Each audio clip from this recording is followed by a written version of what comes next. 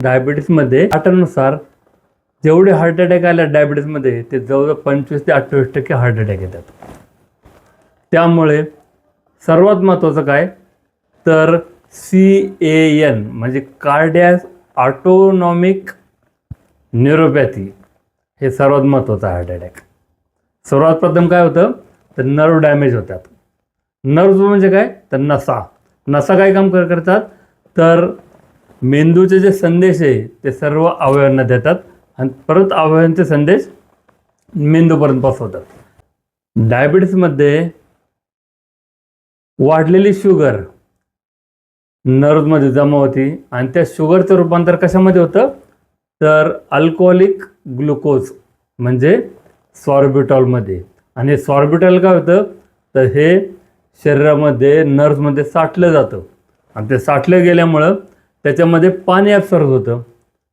पाणी ॲब्सॉर्ब झालं की ते स्वेलन होतं.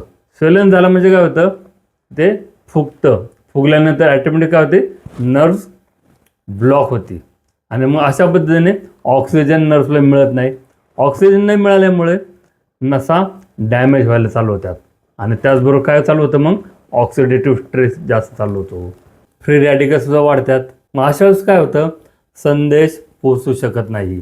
मेंदूपर्यंत संदेश पोचवता येत नाही आणि मेंदू संदेश परत हृदयापर्यंत पोचवता येत नाही.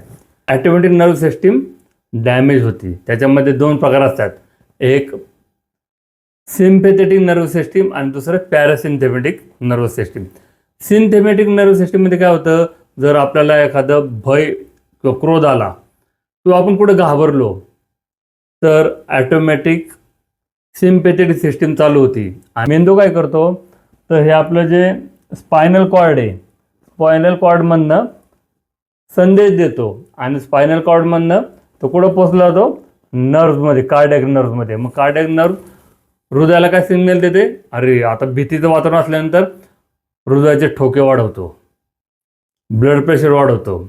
जे काय वाढलेलं असतं ठोके म्हणजे हृदयाचे ठोके वाढलेले असतात, ब्लड प्रेशर वाढलेला असतो तो पुन्हा जागेवर कमी कमी व्हायला चालू होतं. कधी पॅरासिम्पॅथेटिक सिस्टीम चालू केल्यानंतर रेस्टमध्ये.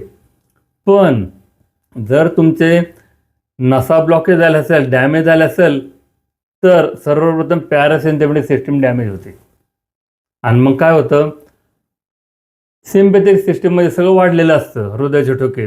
मग रेस्टमध्ये सुद्धा ते वाढत राहतात, झोपल्यानंतर सुद्धा वाढत राहतात.